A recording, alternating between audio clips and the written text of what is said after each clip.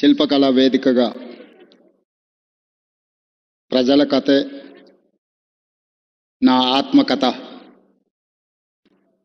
పెద్దలు బండారు దత్తాత్రేయ గారి ఆత్మకథ పుస్తక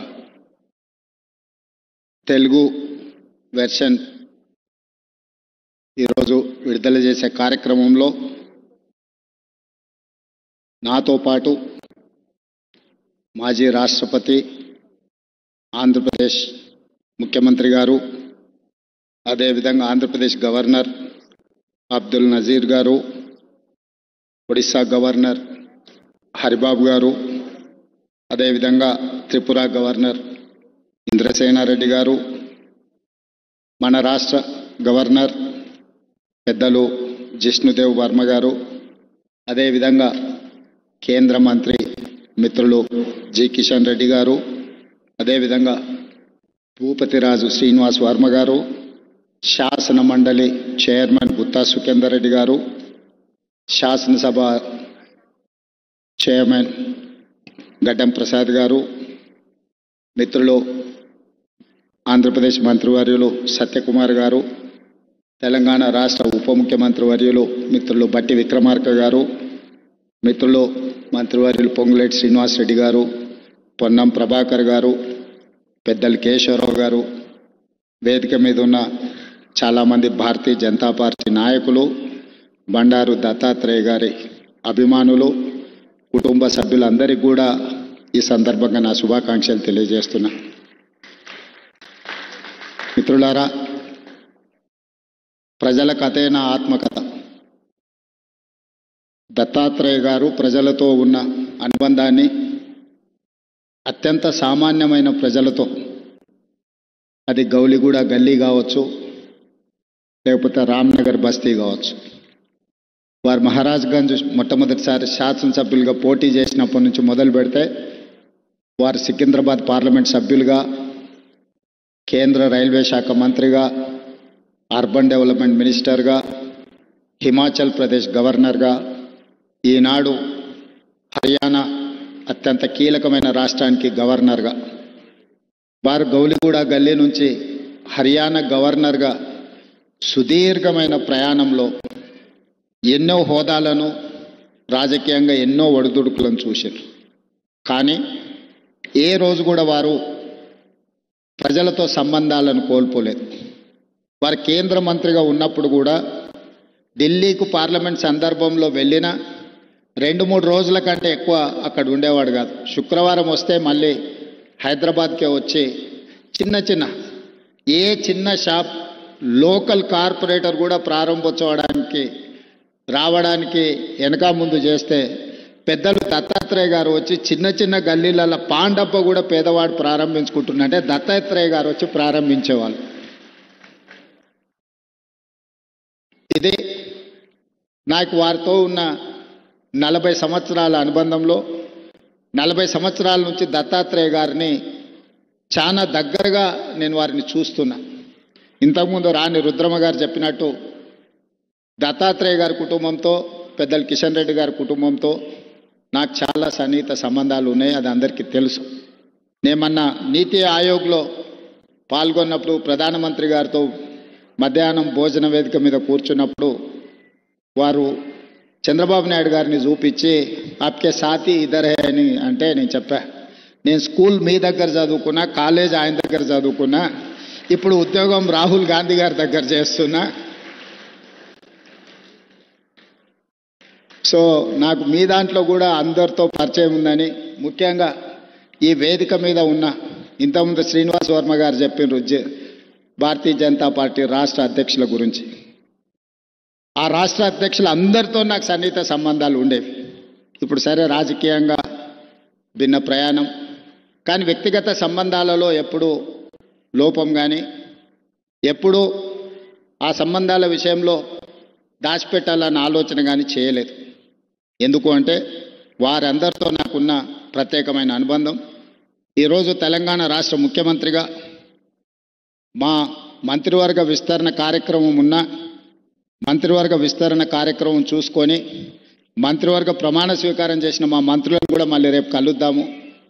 నాకు గవర్నర్ గారికి ఇద్దరికీ దత్తాత్రేయ గారి పుస్తకావిష్కరణ కార్యక్రమం ఉన్నది, అక్కడికి వెళ్ళాల్సిందే అని చెప్పి సరాసరి గవర్నర్ భవన్ నుంచి గవర్నర్ దత్తాత్రేయ గారి పుస్తకావిష్కరణకు రావడం జరిగింది.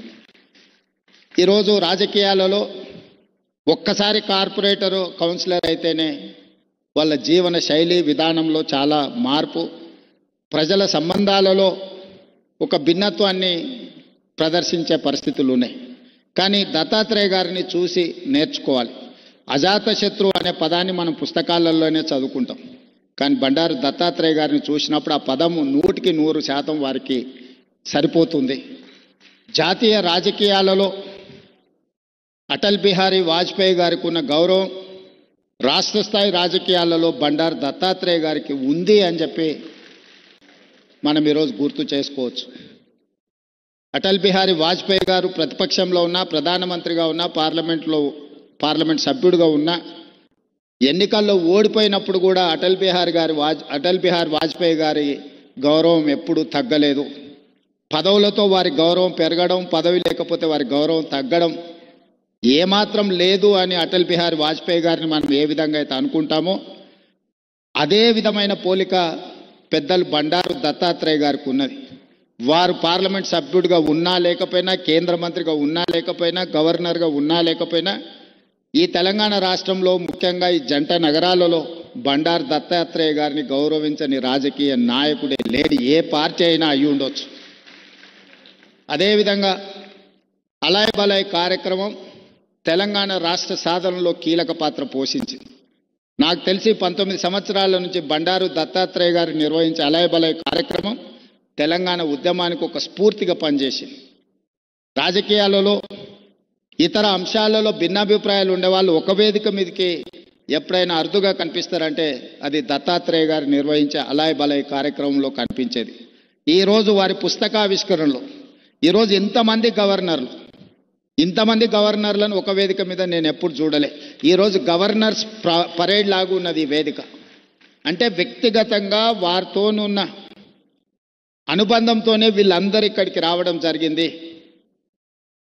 తెలంగాణ రాష్ట్ర ప్రభుత్వంలో కాంగ్రెస్లో ఉన్న మంత్రివర్గం మొత్తం ఇక్కడనే ఉంది. మంత్రివర్గ సమావేశం నేను ఇక్కడనే పెట్టుకోవచ్చు అన్నట్టుగా ఉంది. ఎందుకంటే ఎవరు కూడా దత్తాత్రేయ గారిని భారతీయ జనతా పార్టీ నాయకుడనో లేకపోతే భారతీయ జనతా పార్టీ కార్యక్రమానికి పోతున్న భావన లేదు. ఒక మర్యాద కలిగిన రాజకీయ నాయకుడి కార్యక్రమానికి వెళ్తున్నామని చెప్పి ఈరోజు అందరి వేదిక మీద కనిపించడం జరిగింది. ఏది ఏమైనా వారి ఆత్మకథను, వారి జీవన శైలిని, విధానాన్ని నూతనంగా రాజకీయాలలోకి రావాలనుకున్న వాళ్ళు పరిశీలించవలసిన అవసరం ఉన్నది, నేర్చుకోవాల్సింది చాలా ఉన్నది. మేమందరం, నేనైతే మొదటి నుంచి వారిని దగ్గరగా గమనిస్తున్నా.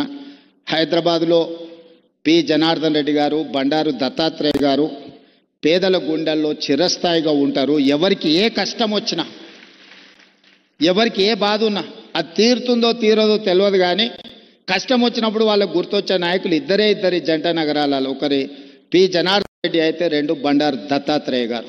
మేము వెళ్ళి చెప్పుకోవచ్చు, మేము కలవచ్చు, మేము ఎప్పుడు వెళ్ళినా నాయకుడు కలుస్తాడు, మా సమస్య వింటాడు, అధికారులకు ఫోన్ చేస్తాడు.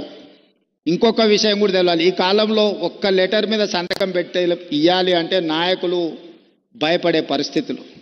కానీ ఆనాడు దత్తాత్రేయ గారు వందలాది లెటర్లు తిరుపతి దర్శనానికి సంతకాలు పెట్టి మా అందరికి ఇచ్చేటోడు. ఎప్పుడు మా దగ్గర పుస్తకాలు ఎలాగూ ఉండేటి. దత్తాత్రేయ గారు ఎంపీగా సంతకం పెట్టి, రైల్వే రిజర్వేషన్ కూడా, ఇప్పుడంటే విమానాలు వచ్చినాయి, కార్లు వచ్చినాయి, ఒకప్పుడు రైల్వే రిజర్వేషన్ అనేది కూడా చాలా ముఖ్యం. దత్తాత్రేయ గారు పుస్తకాల కొద్దీ ఆయన లెటరేట్స్ మీద సంతకాలు పెట్టి రైల్వే కూపన్లకు కూడా వారు సంతకాలు పెట్టించేటోళ్ళు. అదేవిధంగా ఒకప్పుడు టెలిఫోన్ కనెక్షన్కి కూడా చాలా విలువ ఉండేది, గ్యాస్ సిలిండర్కి చాలా ప్రాధాన్యత ఉండేది. ఇవన్నీ కూడా వచ్చినెంబడే కార్యకర్తలకు రాసి ఇచ్చేసి అన్ని పంచిపెట్టేసి బాధ్యత తీరినట్టుగా వ్యవహరించేవాడు బండారు దత్తాత్రేయ గారు. ఇప్పుడు వాటికి ప్రాధాన్యత లేకపోయి ఉండొచ్చు, కానీ ఆ రోజుల్లో వాటికి చాలా ప్రాధాన్యత ఉండేది.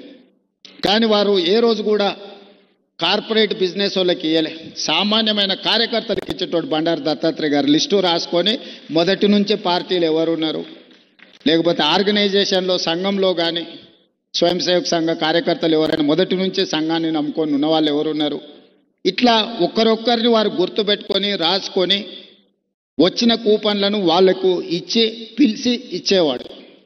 సో ఇది ఈనాటి నాయకులు చాలామంది కొత్త తరం రాజకీయాలకు రావాలనుకున్న వాళ్ళు గుర్తుపెట్టుకొని నేర్చుకోవాల్సిన అంశము, దత్తాత్రేయ గారు ఆదర్శనీయులు. ఇది ముఖస్థుతి కోసమో వేదిక మీద పిలిచిండ్రు కాబట్టి వారిని అభినందించడానికో మాట్లాడుతున్న విషయం కాదు. వారు నికార్సుగా పాటిస్తున్న విషయము. అలాంటిది కొత్త తరం రాజకీయ నాయకులు నేర్చుకోవాలి. మేమందరం తీసుకునే నిర్ణయాలలో, మేము ప్రజలను కలిసే విధానంలో తప్పకుండా దత్తాత్రేయ గారు, పి జనార్దన్ రెడ్డి గారి స్ఫూర్తి మా నిర్ణయాలలో ఉంటుంది. ముఖ్యంగా జంట నగరాలలో ఈరోజు ఆ స్థాయికి ఎదగాల్సిన అవసరం ఉన్నది నాయకులు. ఈరోజు ఆ లోపం కొట్టొచ్చినట్టుగా జంట నగరాలలో కనిపిస్తుంది. ఈరోజు ఎవరికైనా సమస్య వస్తే జంట నగరాలలో ఆ స్థాయిలో పీజేఆర్ లేకపోతే దత్తాత్రేయ గారి స్థాయిలో ప్రజలకు అందుబాటులో ఉండే నాయకత్వం తగ్గుతూ వస్తున్నది.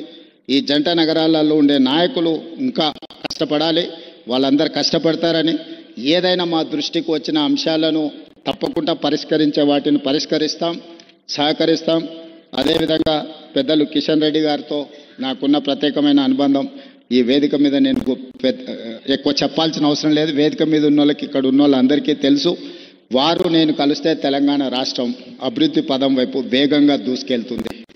రాజకీయాలకు అతీతంగా కిషన్ రెడ్డి గారిని గౌరవించుకుంటూనే, అప్పుడప్పుడు ప్రశ్నించుకుంటూనే తెలంగాణ రాష్ట్రాన్ని అభివృద్ధి పదం వైపు నడిపించడానికి నేను ఎప్పుడు ముందుంటానని తెలియజేస్తూ, మీ అందరికీ మరొకసారి శుభాకాంక్షలు తెలియజేస్తూ సెలవు తీసుకుంటున్నాను. ధన్యవాదాలు మిత్రులారా.